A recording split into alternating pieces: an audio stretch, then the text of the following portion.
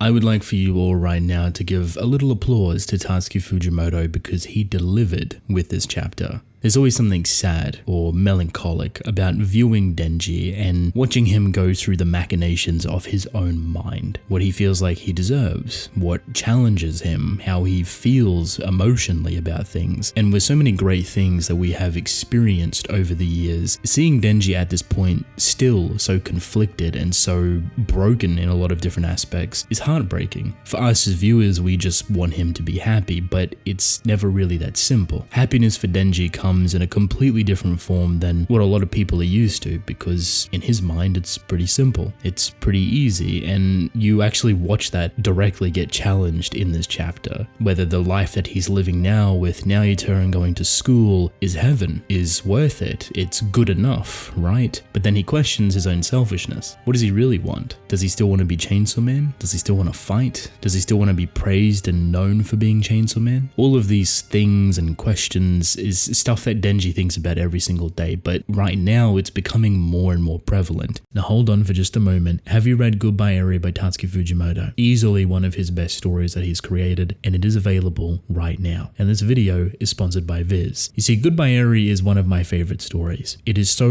incredibly thought-provoking, and the amount of interpretations that you can get from this story alone is absolutely endless. The way I experience it, the way you do, the way everyone else does is inherently different, and that's the beautiful part about it. The value that you get from this story is entirely your own. There's no right or wrong answers. It is a story that is riddled with tragedy and trauma and abuse and screened over by the creation process. For me, it is masterful storytelling. Fujimoto at his most unique and best. So the good news is that Goodbye Eri by Tatsuki Fujimoto is available right now. Head over to Viz using the link in the description, give it a read, pick yourself up a copy, add it to your collection. You will not regret it. I promise you that.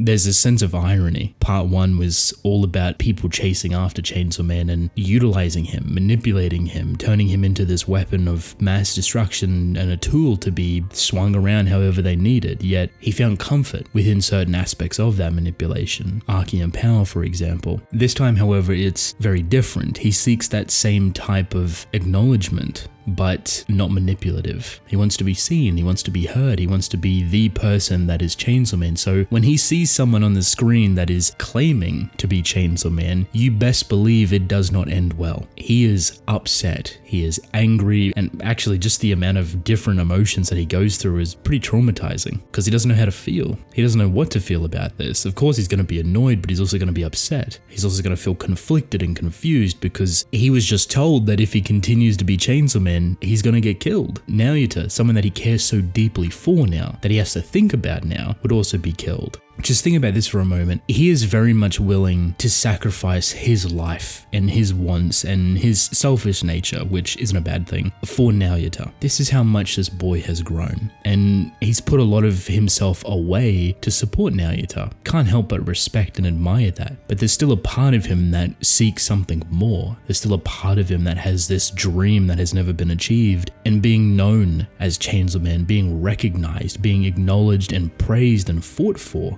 is that dream. Do you see the big confliction there? If this was the beginning of the story, he would have jumped on it straight away without second thought, but now he has more things to care for. Now he has more things to think about. And when it comes to him as a character, he's never been pushed mentally this way to challenge himself. That's why chapters like this is so perfect, because they're personal, they're introspective, they give you everything you want. This situation is not simple. It's actually becoming more and more confusing as we go forward, because Nostradamus' prophecy is one thing. We don't know what that is. All we know is that the age of devils is attached to it and the annihilation of the human race. What exactly does that mean? Is a devil going to spawn in and destroy everything? Did Fujimoto purposefully put those schoolgirls saying that Nostradamus isn't a devil within here to make us believe otherwise? What truly is Nostradamus? Because I've talked about it a lot in a handful of different videos, and it's all hypothetical. It's all fun and games, just trying to think about different ideas, right? But now I'm starting to lean towards the idea that Nostradamus in itself is just a concept a mere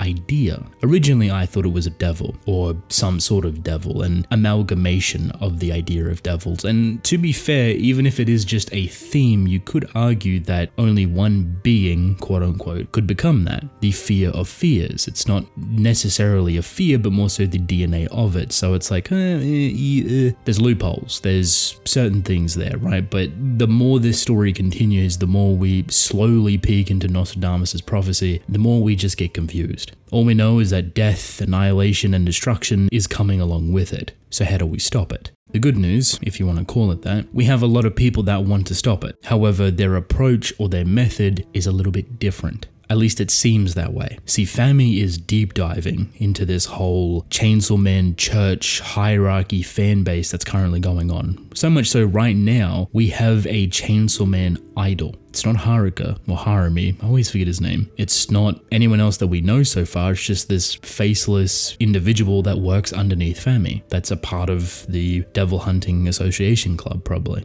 He's claiming to be Chainsaw Man. He's the one that's kind of a prophet and becoming this idol for the Chainsaw Man church. Now, his words are a little bit confusing because he says, and I quote, "I fight to create a world without devils. In a devilless world, Adam and Eve will ... end quote." He gets cut off. Why does this sound oddly familiar to Makima's goal? When I think about that, why do all these horsemen have this agenda to annihilate everything else? Like, Makima wanted to get rid of the other horsemen. We never really got a reasoning why, but then the more we found out, all the horsemen have fought Pochita before. So I'm like, okay, Makima has these kind of personal goals, eliminating pretty bad and horrendous things within the human world, which you can be seen as a benevolent and good thing. Now, obviously her intentions are not that, but now we're getting something with Fami and this fake Chainsaw Man saying that he wants to rid devils of this world. It's like the complete polar opposite of Nostradamus' prophecy. In a way, it's kind of even hard to think that Fami is good in hindsight. Does that not include her as well? Or is it kind of one of those things where it's like, oh, well, I'm the leader of this whole thing. I'm the only devil that can exist. And Fami's using her power to, replicate and create different Chainsaw Man. That's the way I view it currently. Even though they mentioned the Justice Devil, I don't know why the Justice Devil would have that ability to replicate Chainsaw Man. Fami, on the other hand, I think so. Mostly just because of Yuko's interaction and her being transformed and raised in a way that's very different.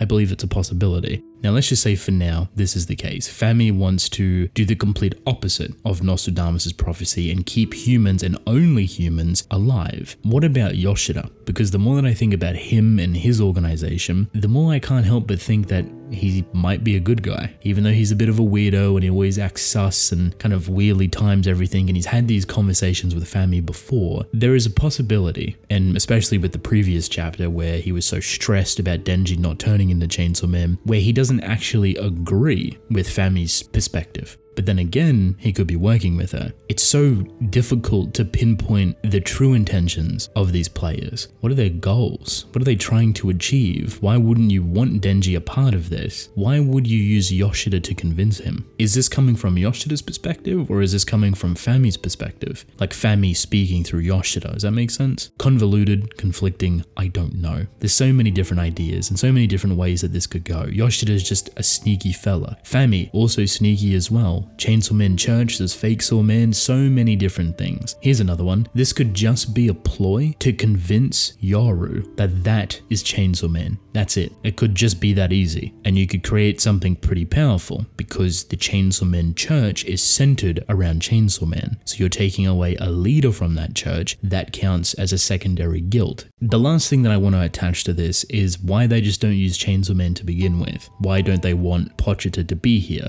This feels weirdly centered around the hero of hell, which obviously is Pochita, but there's probably a very good chance that no one knows where Pochita is, that they don't know that Denji and Pochita are a singular being at this point. And the scariest thing that comes with Pochita is extinction, erasing, I should say, sorry. Devils don't technically die in that regard, but if they get eaten by Pochita, they do, unless death or whatever this prophecy is has their own version of that, etc., right? Maybe they don't want that weaponry to conflict with Nostradamus' prophecy. cruelty, especially if it is a theme or an idea rather than an actual devil. I mean, it could still be a devil as well, and if you erase a devil that technically shouldn't be erased, you could very easily cripple or just destroy humanity in itself. I've talked about this before as well, but quick example, if you erase death, I think you destroy humanity. The amount of people that would just do crazy things without any sort of understanding of the consequence because there's no technical death behind it, goodbye society, goodbye civilization. That's the general train of thought currently. Doesn't really take us far, but there is a lot to chew on. Some of the best of this chapter though, my personal favorite, is just seeing Denji so conflicted throughout all of it. Seeing people praise him and appreciate him, seeing how happy he was when he thought they were going to call him, talking to Pochita in a bathroom like some sort of church confession. It just feels very intimate, personal, and we're seeing a lot of this growth for the first time within part 2 be challenged. The amount of work, effort, and time that this boy has put into everything that he has done, and yet he still can't catch a break. He still can't be recognized for the good that he has done. He is by no means a superhero, but he definitely has not reaped the benefits of the good that he's done. And this is getting to him. This is crawling under his skin. And this fake Sawman is the last straw because he breaks. He is so upset and distraught about seeing this person take all of the credit away from him. And the funniest thing about it is that he doesn't even dispel the idea of this person being a fake. Denji just says that himself is the better Chainsaw Man, more of Chainsaw Man than what this person is. And Nayuta's just watching this unfold, very wholesomely trying to keep him together or comforting him in a way that's just so nice to see.